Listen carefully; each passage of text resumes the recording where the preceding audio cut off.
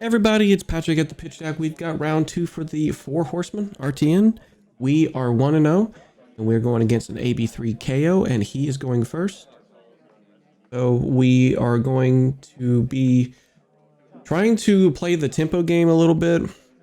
Going second allows us to get a little bit more chip damage in if our hand develops really well, but it remains to be seen if first or second is the best priority for the Kayos going against a KO. But however, this is actually good for us because he doesn't get a might token, and that might token isn't used on a CNC. So probably he can't discard anything to get the might token. So as long as he isn't effectively making us use 3 cards to protect our arsenal, and we're happy to see this one go already. We flip off the top. This potion doesn't really do much, so we're going to go ahead and toss it.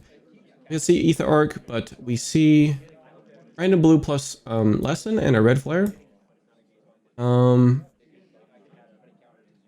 Really can't do much when it comes to the full hand value here. We would be taking some damage if we want to just flip off the top again to see if there's anything else that we can do. But, you know, trying to strip an arsenal would be really good.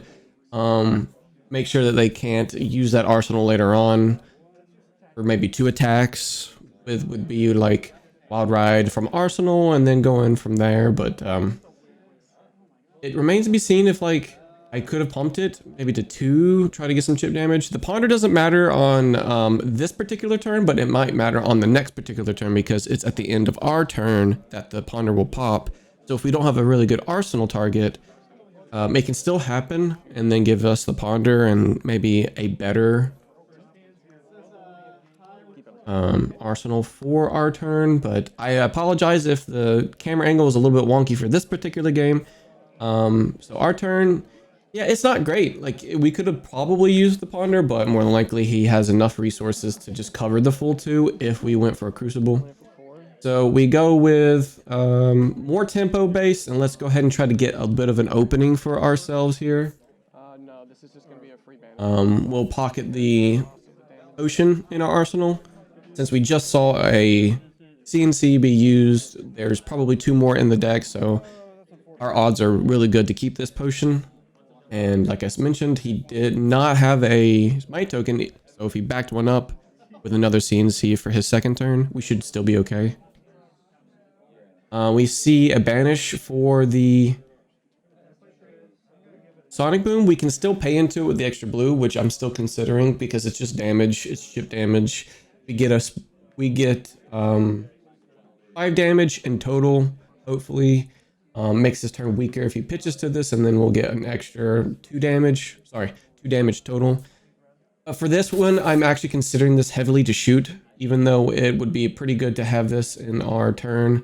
That would have been the ponder, actually, but who's to say that he could have just covered it up from his turn 0. So we're going to shoot it, and he'll just take the 4, which is good. I mean, we get 1 card out of his hand, plus deal 5. Not too bad. We pocket the ocean in our arsenal.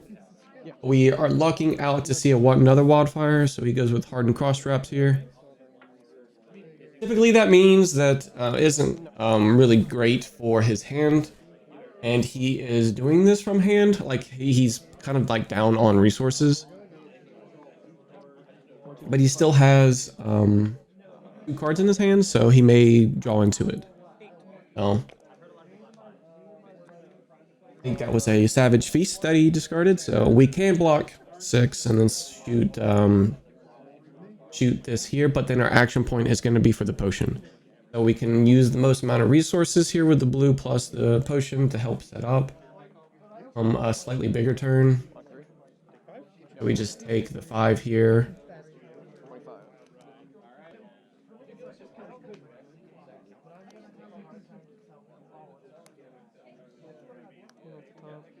We are banking off of RNG, but it was our best arsenal target.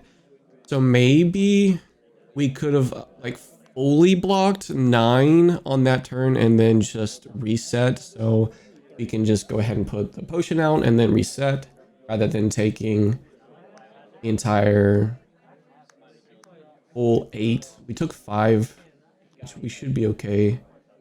We're just banking on a nice little 2 cost to maybe give some damage plus set out a potion. But this is his first blood rush. And it's already discarded, so we're just waiting on the draw trigger here. And then the bite comes in, which is fine. Nothing really too crazy for the response on that, unless you have Scour.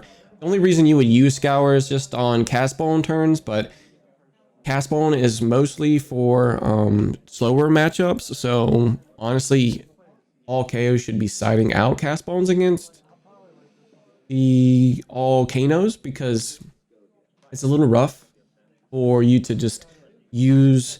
I think he actually cast, yeah, he pitched the Castbones in his hand for this blood rush, so now we still can't get enough information off of what's in his hand. He still has 2 cards,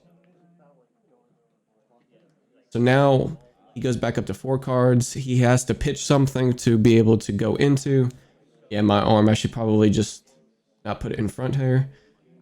Always start with claw. It's less information about what's going to be next if you go with an attack. Unless it's wild ride, then maybe some type of go again off of that or pulping. But here we're just going to take 5. The thing is also maybe wild ride, which I think he plays. Yeah, okay, so he does play this, so making sure to get his resources used up, because he may discard his blue if he, or yellow or whatever it could be in his hand, because then that would just be damage plus prevention if I were to go on a combo turn now. But it is still go again, and he has 1 more card in hand, but I think he has 1 floating. That was a blue discarded, I think. It remains to be seen if he can still pay for it, but more likely it's like a 3 cost. A lot of KO's attacks have a 3 cost here. This is coming in for 8, and then I maybe think on deciding on taking it, but then I forget that this 8 and he puts a dice back, so I consider not taking the full 8 here, because I can pay into a 2 cost if it comes up, but the eye can help me if I can get a 1 cost anyways, to make sure that my resources line up actually a little bit better with the eye. So it's still coming in for 8. Taking it down to 12 is not great, but he still has an arsenal as well, which is a little rough. We need to be able to strip some cards from his hand to make it less impactful.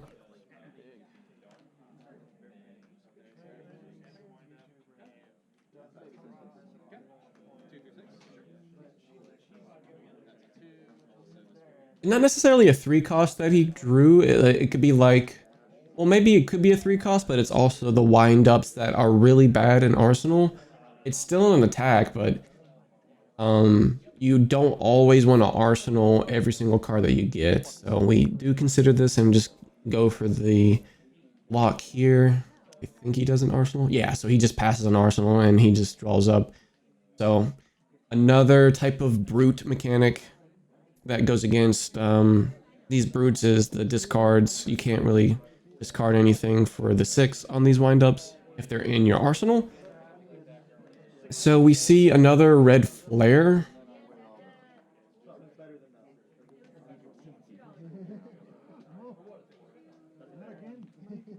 We have a red flare in our hand and then a red flare on top. And I'm considering shooting both flares. Then its cost curve is good enough. I remember what the other blue was in my hand now that I'm seeing this, because then I could probably just shoot the red flare that's on the top. No, that wouldn't work.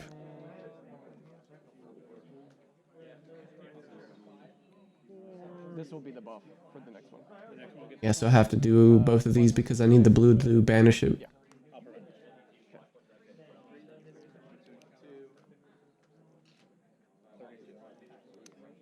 We have to go with that, strip a card, which is what we like, and then send another 4 out. If we get 1 little bit of tempo here, that would be pretty good.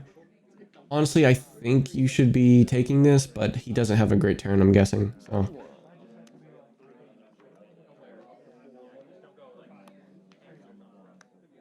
That's my turn. and I do, again, apologize for the angle of this particular recording. I'll try to do better in the other RTNs to make sure it's set up pretty good.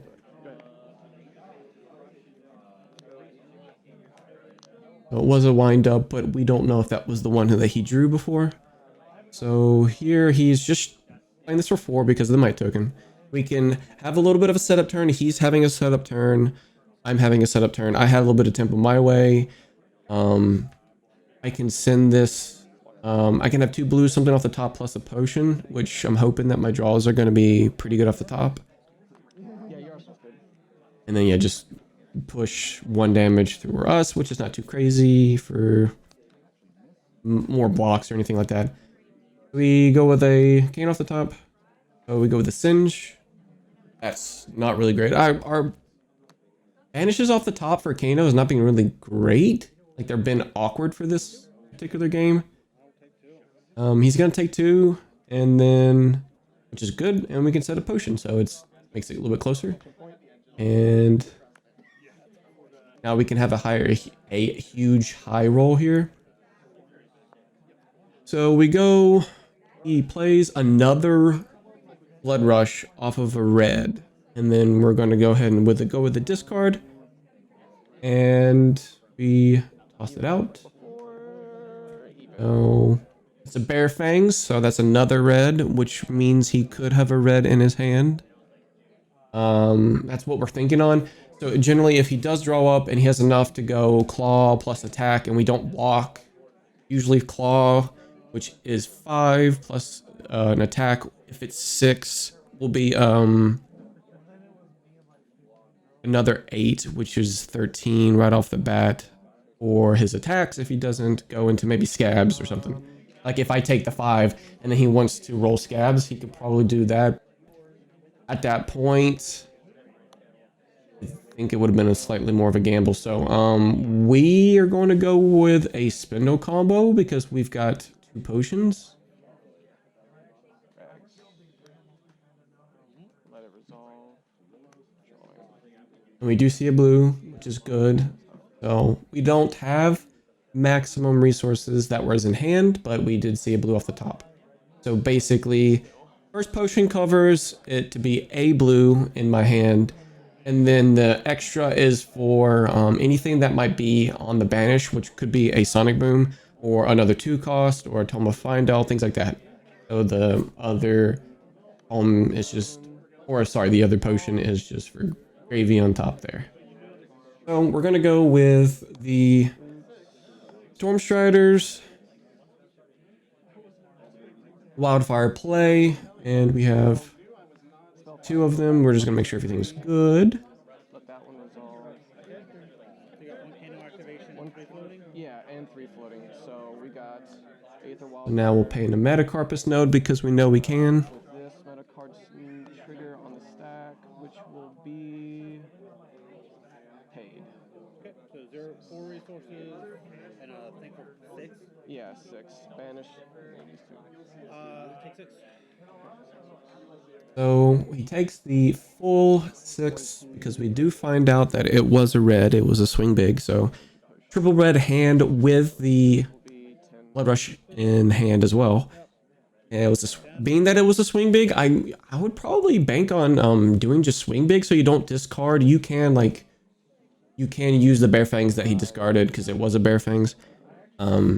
Just use that instead maybe, and then the draw can go through because usually we're okay with the draw on the Bear Fangs because then you don't know if that person has a blue in their hand and then just go from there. But yeah, we find everything. We have the blazing on top, so we just go ahead and put that on top and hit 422, and that's the GG's. We'll see you for round 3.